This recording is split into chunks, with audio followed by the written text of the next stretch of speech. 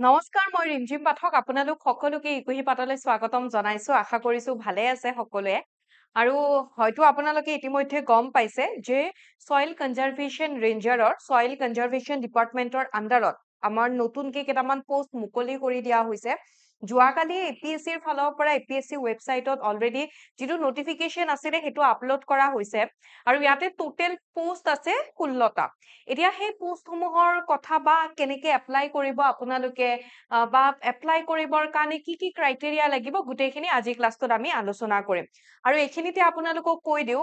recently forest ৰেঞ্জাৰৰো ওলাইছে notification ওলাইছে তো বহুতখিনি বস্তু ইয়াতে আপোনালোকে চালে গম পাব এক্সাম প্যাটাৰ্ন হেবোৰ বহুতখিনি বস্তু সিমিলাৰে হয় ওকে সো আমি ইয়াতে যদি চাও যিখন আমাৰ ইয়াতে অসম লোকসেৱা আয়োগৰ দ্বাৰা যিখন নটিফিকেশন দিয়া হৈছে সেইখন ইয়াতে কোৱা হৈছে যে গোটেইখিনি ইয়াতে দিছে আৰু পোষ্টৰ নাম কি হয় ইয়াতে আপোনালোকে গমে পাইছে পোষ্টটো হৈছে soil conservation ranger under soil conservation department okay number of post আছে 16টা আৰু ইয়াতে আমি যদি চাও এই 16টা পোষ্টৰ ভিতৰত ৰিজাৰ্ভ পোষ্টটো আছে যেনেকুৱাকে ইয়াতে আপোনালোকে যদি চাই ওপেন ক্যাটেগৰি টোটেল 9টা পোষ্ট আছে আৰু এই 9টা পোষ্টৰ ৰিজাৰ্ভ ফৰ ওমেন মহিলাসকলৰ কাৰণে 3টা পোষ্ট ৰিজাৰ্ভ কৰা হৈছে সংৰক্ষিত হৈ আছে দেন ওবিসি এমওবিসিৰ কাৰণে এটা পোষ্ট আছে ইয়াতে ওমেনৰ কাৰণে তেনেকুৱা একো ৰিজাৰ্ভ নাই দেন এসসিৰ কাৰণে 3টা পোষ্ট ৰিজাৰ্ভ কৰা হৈছে দেন মহিলাসকলৰ কাৰণে এটা আছে এসটি শিডিউল ট্ৰাইব প্লেনৰ কাৰণে আমি যদি চাও তেতিয়া হলে দুটা পোষ্ট ইয়াতে ৰিজাৰ্ভ কৰা হৈছে যত ওমেনৰ কাৰণে এটা আছে এন্ড দেন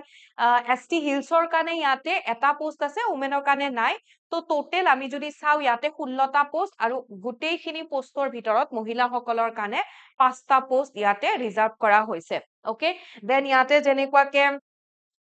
পিডব্লিউডি ইয়াতে দিয়াই হৈছে post reserved for PWBD and type of disability তেনেকুৱাকে এটা ইয়াতে বা এক্স সাৰ্ভিসমেনৰ কাৰণে তেনেকুৱা বেলেগ একো নাই ঠিক আছে সো আপোনালোকে নটিফিকেশনটো চালে গম পাব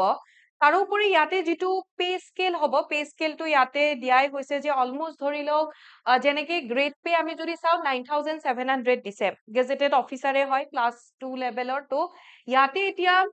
যিটো আমি ফৰেষ্ট ৰেঞ্জাৰত যিটো নটিফিকেশন আছিলে তাতে গ্ৰেড পেটো অকমান বেছি আছিলে 10000 সামথিং কিবা এটা আছিলে সো হেইটোৰ কম্পেৰিজনত ইয়াতে গ্ৰেড পেটো অকমান কম হয় তো অলপমান স্যালাৰি যিখিনি হ'ব বহুত বেছিও ডিফাৰেন্স নহয় কিবা অলপমানৰ ডিফাৰেন্স থাকিব দেন ইয়াতে মেইন হৈছে এইখিনিটো গম পালে আপোনালোকে সিলেকশন হোৱাৰ পিছত বাকিখিনি হ'ব বা টোটেল পোষ্ট কিমান এতিয়া হল এলিজিবিলিটি ক্ৰাইটেৰিয়া কি হ'ব লাগিব তো প্ৰথম যে আমাক আপোনালোকক যিখন আপোনালোকে মানে ইয়াতে পাৰ্মানেন্ট ৰেসিডেন্ট সাৰ্টিফিকেট ইস্যু কৰিব লাগিব অসমৰ পাৰ্মানেন্ট ৰেসিডেন্ট হয় বুলি আপোনালোকে ডমিসাইল প্ৰুফ আপোনালোকৰ লাগিব ৰাইট ডান ইন্ডিয়ান সিটিজেন টো হবই লাগিব হেতু আৰ্টিকল 5 ৰ পৰা 8 লৈকে ইয়াতে কোৱাই হৈছে article 5 to 8 of the Constitution of India then must be a permanent resident of Assam to অসমৰ পোষ্ট গটিকে অসমৰ হ'ব লাগিব তেখেতে অসমৰ পাৰ্মানেন্ট ৰেসিডেন্ট হ'ব লাগিব তাৰে কাৰণে আমি ইয়াতে কি হয় পাৰ্মানেন্ট ৰেসিডেন্ট সাৰ্টিফিকেট আমি দিব লাগিব দেন আকৌ কি হয় নাইবা আমি এমপ্লয়মেন্ট এক্সচেঞ্জ যিখন ৰেজিষ্ট্ৰেচন সাৰ্টিফিকেট আছে সেইখনো আমি প্ৰুফ হিচাপে দিব পাৰো দেন এডুকেশনাল কোৱালিফিকেশনত ইয়াতে কোৱা হৈছে যে ধৰি লওক আপুনি ব্যাচেলৰ ডিগ্ৰী প্ৰথমটোতো হয় সায়েন্সত হ'ব লাগিব দুটা অপচন আছে এটাটো প্ৰথমতে যদি আপুনি সায়েন্সৰ পৰা ব্যাচেলৰ ডিগ্ৰী কৰিছে ব্যাচেলৰ ডিগ্ৰী ইন সায়েন্স আৰু যিকোনো গভৰ্নমেন্ট ৰিকগনাইজড ইউনিভাৰ্সিটি হলে হল আৰু আপোনাৰ এটা ইয়াতে যিকেইটা সাবজেক্ট দিয়া হৈছে physics chemistry botany geology forestry environmental science as one of the subject তাৰ মানে মেজৰ সাবজেক্ট নহয় যিকোনো এটা সাবজেক্ট আপোনাৰ থাকিলে হল পাস কোৰ্সতো হ'ব পাৰে নাইবা আপুনি যদি ব্যাচেলৰ ডিগ্ৰী ইন এগ্ৰিকালচাৰো হয় এগ্ৰিকালচাৰ ইঞ্জিনিয়াৰিংও হয় civil engineering any government recognised university এইকেইটা যদি আপোনালোকে যদি ব্যাচেলৰ ডিগ্ৰী কৰিছে তেতিয়া হলে আপুনি কি হয় এই ইয়াৰে কাৰণে যোগ্য হ'ব বা আপুনি ফৰ্ম ফিল আপ কৰিব পাৰিব এক্সাম প্যাটাৰ্নটো ইয়াতে দিয়া হৈছে বা এক্সাম কেনেকে হ'ব আমি সিলেবাসখনে বুলি ক'ব পাৰো স্কিম অফ দা এক্সামিনেশন সিলেবাসটো গুটেইখিনি ধৰি লওক ভাঙি নিদিব যেনেকে পেপাৰ 1ত থাকিব general knowledge okay general knowledge বুলি কৈছে 2 আৱাৰ্স থাকিব আৰু 100 মাৰ্কছৰ এক্সাম হ'ব ওকে সো ইয়াতে OMR বেস হ'ব মাল্টিপল চইচ কোৱেশ্চন MCQ আহিব আৰু জেনাৰেল নলেজ বুলি কৈছে গতিকে ইয়াতে আমাক টপিক দিয়া নাই কি হ'ব আমি নিজে জানো যেনেকুৱাকে আমাৰ হিষ্ট্ৰী পলিটি জিঅ'গ্ৰাফি ইকনমিক্স তাৰপিছত সায়েন্স এণ্ড টেকনলজি কাৰেণ্ট এফেয়াৰ্স আৰু বাকি যিখিনি জেনাৰেল নলেজৰ আন্ডাৰত যিখিনি আহে স্পৰ্টছৰ পৰা হওক বুকছ এণ্ড অথৰ্ছৰ পৰা হওক এৱাৰ্ডছৰ পৰা হওক গোটেইখিনি বস্তু আমি এই পেপাৰ 1ত জেনাৰেল নলেজ খনৰ কাৰণে আমি পঢ়িব লাগিব ঠিক আছে পেপাৰ 2 এখন জেনাৰেল ইংলিছ এইখিনি বস্তু আপোনালোকে যদি চাই ফৰেষ্ট ৰেঞ্জাৰতো সেমে আছিলে সিলেবাস সেমে হয় পেপাৰটো জেনাৰেল ইংলিছ আছে য'ত টোটেল 3 আৱাৰ্স থাকিব বাট 100 মাৰ্কস কিন্তু ইয়াতে আপোনালোকে কি হয় লিখিব লাগিব ইয়াতে কোনো এমসিকিউ নাথাকে যেনেকে আপোনালোকক ইয়াতে এছে লিখিব দিব পাৰে এতিয়া এছে বুলি ক'লে যেনেকে আমি যদি ফৰেষ্ট ৰেঞ্জাৰৰ কাৰণে চাও মেইনলি যিবোৰ ফৰেষ্টৰ তেনেকুৱাকে অলৰেডি আমাৰ ইয়াতে আমি ইউটিউব চেনেলতো বা আমাৰ যিমানবোৰ সোশ্যাল মিডিয়া আমাৰ যিখিনি প্লেটফৰ্ম আছে ফৰেষ্ট ৰেঞ্জাৰৰ কাৰণে কোনবোৰ এছে ইম্পৰ্টেন্ট হয় সেইবোৰ এগৰাকী সাৰ্ভিসত থকা এগৰাকী সাৰে প্ৰভাইড কৰিছিলে সাজেষ্ট কৰিছিলে তো তেনেকুৱাকে 20টা টপিক দিয়া হৈছে আপোনালোকে আমাৰ তাতে পোষ্টত গলে আপোনালোকে দেখা পাব আই হোপ এইখিনি বহুতখিনি হেল্পফুল হ'ব আপোনালোকৰ কাৰণে সেম আমাৰ ফালৰ পৰা আমি ফৰেষ্ট ৰেঞ্জাৰৰ যেনেকে ৱেবিনাৰ পাতিছিলো এইটোৰ কাৰণেও সইলৰ কাৰণেও আমি কিবা পাৰো নে নোৱাৰো আমি আমাৰ ফালৰ পৰা কেনেকে পাৰো আমি ট্ৰাই কৰিম আৰু এছে বুলি ক'লে তেনেকুৱা আৰু যিটো ডিপাৰ্টমেন্টৰ মানে এক্সাম হ'ব গৈ আছে তেনেকুৱা এইটোৰ লগত ৰিলেটেড চালে হল দেন প্ৰেছি ৰাইটিং থাকিব গ্ৰামাৰ লাগিব এইখিনি কৈছে আৰু গোটেইখিনি আপোনালোকে ষ্টেণ্ডাৰ্ডটো যদি চাই গ্ৰেজুৱেট লেভেল গোটেইখিনিতে দিয়া হৈছে পেপাৰ 3 অপচনেল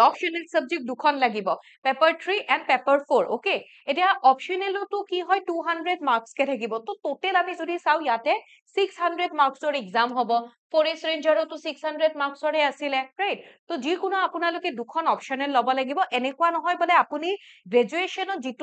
যিটোত আপুনি গ্ৰেজুৱেচন কৰিছে বিএসসি কৰিছে হেতুৱে ল'ব লাগিব তেনেকুৱা নহয় আপুনি যদি ধৰি লওক বটেনিত কৰিছে আপুনি এফালে গৈ পেলাই কেমিষ্ট্ৰি চুজ কৰিব পাৰিব হেতু নিজৰ লগত কথা ঠিক আছে এতিয়া অপচনেল সাবজেক্টবোৰৰ ভিতৰত আমি ইয়াতে যদি চাও কি কৈছে এনিটো যিকোনো দুখন ল'ব লাগিব agriculture or agriculture engineering or horticulture botany chemistry physics geology forestry environmental science and civil engineering okay ইয়াতে কি কোৱা হৈছে গ্ৰুপ এ যিটো দিয়া হৈছে কোনোবাই যদি এগ্ৰিকালচাৰ লৈছে সেই ব্যক্তিগৰাকী আকৌ এগ্ৰিকালচাৰেল ইঞ্জিনিয়াৰিং নাইবা তেখেতে হৰ্টিকালচাৰ ল'ব নোৱাৰে সাপোজ কোনোবাই যদি এগ্ৰিকালচাৰ লৈছে তেও ধৰি লওক জিঅলজি ললে বা ফিজিক্স ললে বা কেমিষ্ট্ৰি ললে তো বেলেগ এখন সাবজেক্ট চুজ কৰিব লাগিব অপচনেল হিচাপে ওকে সো এইখিনি ভালকে মন কৰিব আৰু এটো ফৰেষ্ট ৰেঞ্জাৰতো দিয়া হৈছিলে ফৰ্ম ফিলআপ চলি আছে তাতেও দিয়া হৈছিলে যে আপোনালোকে সেম যেনেকে আপোনালোকে কোনোবাই ম্যাথমেটিক্স ললে ষ্টেটিষ্টিক্স আপোনালোকে অপচনেল হিচাপে ল'ব নোৱাৰে দেন ইয়াতে আকৌ দিয়া হৈছে ফিজিক্যাল ফিটনেস বহুতখিনি আহি পৰে যে এনেকুৱা নহয় আপুনি অকল এডুকেশনাল কোৱালিফিকেশনটোৰ বেসিসতে আপুনি ফৰ্ম ফিলআপ কৰিব পাৰিব হেতু নহয় ফিজিক্যাল ফিটনেসৰ ওপৰতো বহুতখিনি ইয়াতে গুৰুত্ব দিয়া হয় যেনেকে ফিজিক্যাল ফিটনেসত ইয়াতে কি কৈছে যে যিকোনো এগৰাকী ব্যক্তি of sound physical and mental health and free from any infirmity which may interfere in the discharge of duties তাৰ মানে যিকোনো এগৰাকী ব্যক্তি তেখেতৰ মেন্টেল হেলথ তেখেতৰ মানসিক অৱস্থা সুস্থ হ'ব লাগিব দেন ফিজিক্যালি তেখেত ফিট হ'ব লাগিব ঠিক আছে তাৰোপৰি তেখেতে মানে তেখেতৰ যেতিয়া এপইন্টমেন্ট দিয়া হ'ব এপইন্টমেন্ট দিয়াৰ আগত তেখেতক মেডিকেল এক্সামিনেশন কৰাব লাগিব অকমান এনে মেডিকেল এক্সামিনেশন কৰি থৈ দিলে ওপৰে তেনেকে নহয় ভালকে কৰা হ'ব মেডিকেল এক্সামিনেশন তাৰোপৰি কি হয় কম্পিটেন্ট অথৰিটিয়ে ইস্যু কৰা এখন মেডিকেল সাৰ্টিফিকেট ফিজিক্যাল টেষ্টৰ এখন সাৰ্টিফিকেট ক্যান্ডিডেট গৰাকী সাবমিট কৰিব লাগিব ঠিক আছে তাৰোপৰি ক্যান্ডিডেট গৰাকী যদি মেইল হয় তেখেতৰ হাইট 155 সেন্টিমিটাৰ হ'ব লাগিব যদি ফিমেল হয় তেখেতৰ 145 সেন্টিমিটাৰ হ'ব লাগিব দেন চেষ্টৰো ইয়াতে দিয়া হৈছে এইখিনি আপোনালোকে নিজে মেজাৰ কৰি ল'ব কাৰ হাইট কাৰ চেষ্টৰ কিমানখিনি হয় হেতু নিজে চাই ল'ব ঠিক আছে তাৰোপৰি আকৌ কি কৈছে এটো হয়তো সেকেন্ড হেট হ'ব মানে আপুনি ৰিটেনটো ক্লিয়াৰ কৰিলে ৰিটেন ক্লিয়াৰ কৰাৰ পিছত যেটো সেকেন্ড ষ্টেজ হয় তাত আপোনালোকে গৈ পেলাই তাতে আপোনালোকৰ ফিজিক্যাল টেষ্ট হ'ব ফিজিক্যাল টেষ্ট কি হয় মেইলৰ কাৰণে 4 আৱাৰ্সত তেওঁলোকে 25 কিলোমিটাৰ খোজ কাঢ়িব পাৰিব লাগিব এণ্ড দেন ফিমেইলৰ কি হয় 4 আৱাৰ্সত তেওঁলোকে 16 কিলোমিটাৰ খোজ কাঢ়িব পাৰিব লাগিব তাৰোপৰি আৰু ইয়াতে কোৱা হৈছে যে আপুনি যিখন কলেজৰ পৰা বা লাষ্ট আপুনি যিখন ইউনিভাৰ্সিটিৰ পৰা যৰ পৰা আপোনাৰ লাষ্ট কোৱালিফিকেশনটো যি হয় তো আপুনি যিখন ইউনিভাৰ্সিটি বা যৰ পৰাই আপুনি ইনষ্টিটিউচনৰ পৰা সেই মানে শিক্ষাটো লাভ কৰিছে সেইখনৰ পৰা আপোনাক এখন ক্যাৰেক্টাৰ সাৰ্টিফিকেট লাগিব অৰ্থাৎ প্ৰিন্সিপাল বা যিগৰাকী একাডেমিক অফিচাৰ থাকে তেওঁৰ পৰা আপোনাৰ গুড ক্যাৰেক্টাৰ সাৰ্টিফিকেট এখন আপুনি উলাব লাগিব আৰু লগতে যিকোনো service to respectable persons who are well এইখিনি আমাক কৈছে যে ধৰি লওক দুগৰাকী কোনোবা মানে সাৰ্ভিসত থকা তেনেকুৱা ব্যক্তি যি আপোনাৰ চিনাকি হ'ব নালাগিব আই থিংক তো তেওঁলোকৰ পৰাও আপুনি কি হয় এখন ক্যাৰেক্টাৰ সাৰ্টিফিকেট ওলাব লাগিব ঠিক আছে তো দুটা এনেকুৱাকে আপোনালোকৰ ক্যাৰেক্টাৰ সাৰ্টিফিকেট জৰুৰী হৈ পৰিব দুগৰাকী ব্যক্তি মানে টোটেল তিনিখন লাগিব ঠিক আছে দেন এজৰ কথা কৈছে এজ টু অলমোস্ট সেমে থাকে সকলোৰে কেণ্ডিডেট গৰাকী যদি জেনাৰেল হয় 21 ইয়াৰ্ছৰ তলত হ'ব নোৱাৰে 38 ইয়াৰ্ছৰ ওপৰত হ'ব নোৱাৰে আৰু যদি তেখেত যদি ধৰি লওক এসটি এসসি ক্যান্ডিডেট হয় তেতিয়া হলে 5 ইয়ার্স রিল্যাক্সেশন থাকিব ওবিসি এমওবিসি টি ট্রাইবস আদিবাসী কমিউনিটি হলে 3 ইয়ার্স রিল্যাক্সেশন থাকিব তো ইয়াতে গুটেইখিনি দিয়া হৈছে চাব পাৰিব এতিয়া আপোনালোকৰ যেটো এজ প্ৰুফৰ কাৰণে আপোনালোকে কি দিব বাৰ্থ সাৰ্টিফিকেট নেকি ইয়াতে আপোনালোকে এজ প্ৰুফৰ কাৰণে ক্লাস 10 ৰ হোক ক্লাস 12 ৰ হোক নাইবা আপোনালোকৰ যিখন তাৰে যিখন এডমিট কাৰ্ড থাকে ক্লাস 10 বা ক্লাস মেট্ৰিক বা এইচএস ৰ যিখন এডমিট কাৰ্ড থাকে নাইবা আপোনালোকৰ যিখন পাস সাৰ্টিফিকেট থাকিব নাইবা যিখন মাৰ্কশিট থাকে তাতে যিটো ডেট অফ বাৰ্থ আৰু তাতে যিটো এজ আছে সেই ডেট অফ বাৰ্থ তোৰ মতে আপোনাৰ যিটো এজ হয় সেই মতে হে ইয়াতে এজটো ধৰা হ'ব ৰাইট দেন আকৌ ইয়াতে কোৱা হৈছে পিডব্লিউডি ক্যাটেগৰি ক্যান্ডিডেটৰ কাৰণে তেওঁলোকৰো ধৰি লওক যেনেকে পজিচেস বেঞ্চ ইয়াতে দিয়া হৈছে তেওঁলোকেও নিজৰ সাৰ্টিফিকেট ইস্যু কৰিব লাগিব বুলি ইয়াতে কোৱা হৈছে যিবোৰ ডকুমেন্ট লাগে সেইখিনি আপোনালোকে ফৰ্ম ফিল আপ কৰিলেও গম পাব এবাৰ এইটো পিডিএফ টো আপোনালোকে পঢ়িব পাৰিব দেন যিসকল গভৰ্ণমেন্ট এমপ্লয় অলৰেডি গভৰ্ণমেন্ট সাৰ্ভিসত আছে তেওঁলোকে এনওসি অৰ্থাৎ নো অবজেকশন সাৰ্টিফিকেট তেওঁলোকে ইয়াতে দিব লাগিব এপ্লাই কৰাৰ সময়ত স্মল ফেমিলি নৰ্মস দিব লাগিব ওকে সৰু পৰিয়াল সুখী পৰিয়াল স্মল ফেমিলি নৰ্মস দিব লাগিব এন্ড দেন খুব ইম্পৰ্টেন্ট যে ফৰ্ম ফিল আপ ষ্টাৰ্ট হোৱাৰ ডেটটো কিমান হয়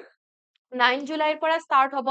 শেষ হ'ব 9 আগষ্টত তাৰোপৰি আপোনালোকৰ যিটো পেমেন্টৰ এপ্লিকেশন ফিছৰ যিটো লাষ্ট ডেট হ'ব হেতু 11 আগষ্ট হ'ব আপোনালোকে এইখিনি ফৰ্ম ফিল আপ ষ্টাৰ্ট হলে গুটেইখিনি চাই পেলাই আপোনালোকে ফৰ্ম ফিল আপ কৰিব পাৰে যদিহে আপোনালোকে সায়েন্স ব্যাকগ্ৰাউণ্ডৰ হয় দেন ইয়াতে ফিজ দিয়া হৈছে general OBC MOBC ST SC গুটেইখিনি তেওঁলোকৰ ফিজ ইয়াতে দিয়া হৈছে এন্ড দেন গুটেইখিনি কোৱা হৈছে এবাৰ আপোনালোকে পঢ়ি চাব মই ইমানখিনি কৈ নিদিও কেনেকে কি ফৰ্ম ফিল আপ কৰিব লাগে গুটেইখিনি ইয়াতে আছে আপুনি যদি নিজে পাৰে নিজে কৰিব নাইবা ওচৰৰ আপোনাৰ তেনেকুৱা ফৰ্ম ফিল আপ কৰা যদি কিবা চেণ্টাৰ আছে কম্পিউটাৰ চেণ্টাৰ যি আছে আপোনালোকে তাতে গৈ পেলাইও ফৰ্ম ফিল আপ কৰিব পাৰিব ঠিক আছে সো আকৌ ইয়াতে আমি যদি চাও এইখিনি ফৰ্ম ফিল আপ হৈ গল তাৰোপৰি ইয়াতে আপোনালোকে যদি চাই কিছুমান পইণ্ট নোট কৰিব মানে দিছে ন points to note that means কোনোবা এগৰাকী ক্যান্ডিডেটে এপ্লাই কৰিছে আৰু তেওঁ এইটো নিজে এনসুৱেৰ হ'ব লাগিব যে যিখিনি এলিজিবিলিটি কন্ডিশন দিয়া আছে সেইখিনি যাতে তেওঁ ফুলফিল কৰে এই কন্ডিশনবোৰ যাতে তেওঁৰ লগত প্ৰযোজ্য হয় আৰু যদি নহয় তেতিয়া হলে তেওঁৰ সেই ফৰ্মখন পিছত গৈ পেলাই কেনসেল কৰি দিয়া হ'ব ঠিক আছে সো ইয়াতে গুটেইখিনি আছে পিডিএফ টো আপোনালোকে এপিএসসি ৱেবসাইটত যাব গৈ পেলাই তাতে সয়েল কনজাৰভেশনৰ যিটো ৰেঞ্জাৰৰ পোষ্ট ওলাইছে সেই পোষ্টটো আপোনালোকে ধুনীয়াকে পিডিএফ টো ইয়াতে পঢ়ি লব পাৰিব গুটেইখিনি ইয়াতে ধুনীয়াকে লিখা আছে যিখিনি ইম্পৰ্টেন্ট হয় সেইখিনি মই আপোনালোকক জনালো আই হোপ বুজি পাইছে আপোনালোকে